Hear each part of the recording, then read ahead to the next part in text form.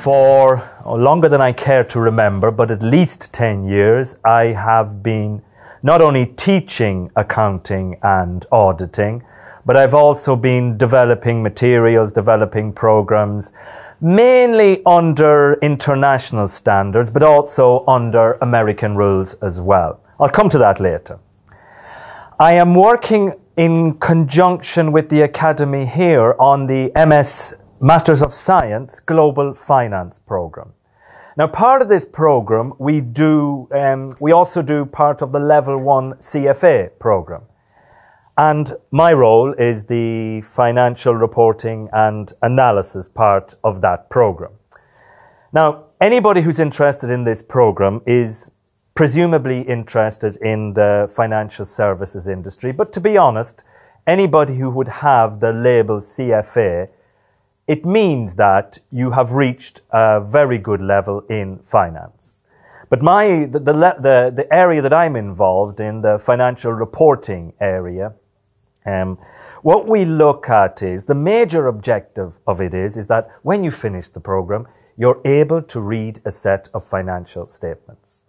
Whether those financial statements are prepared under American rules or under international rules.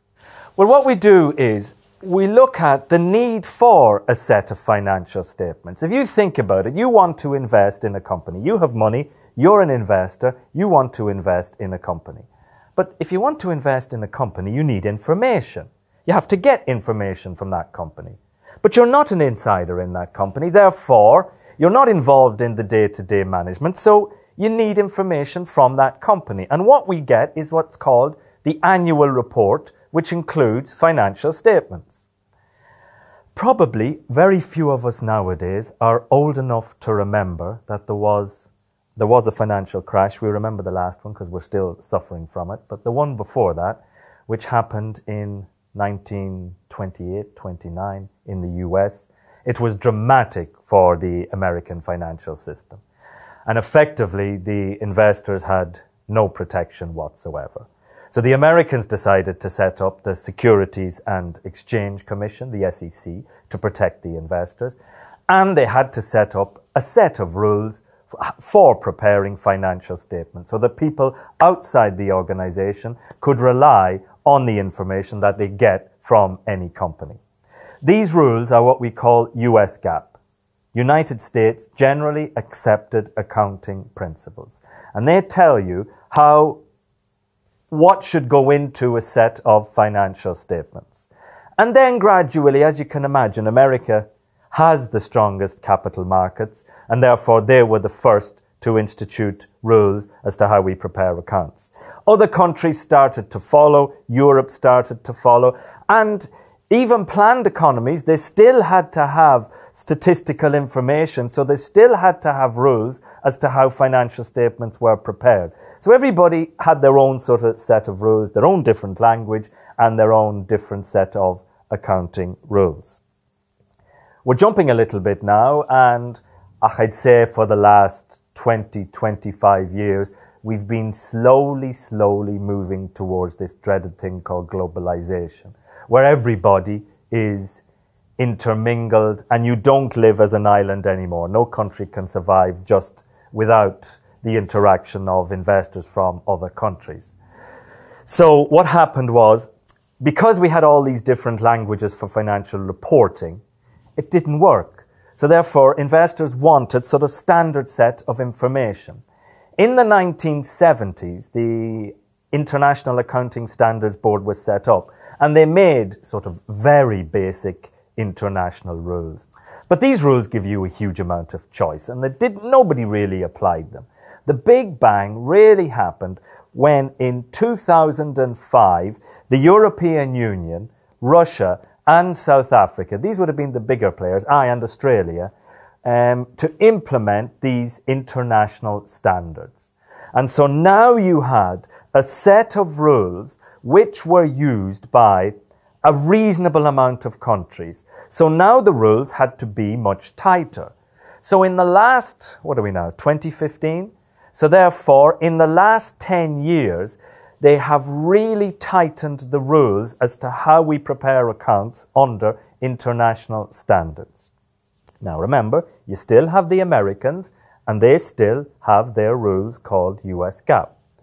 What has happened is you have now got the international rules which are used now. I said to you it was the European Union, Russia, South Africa and Australia.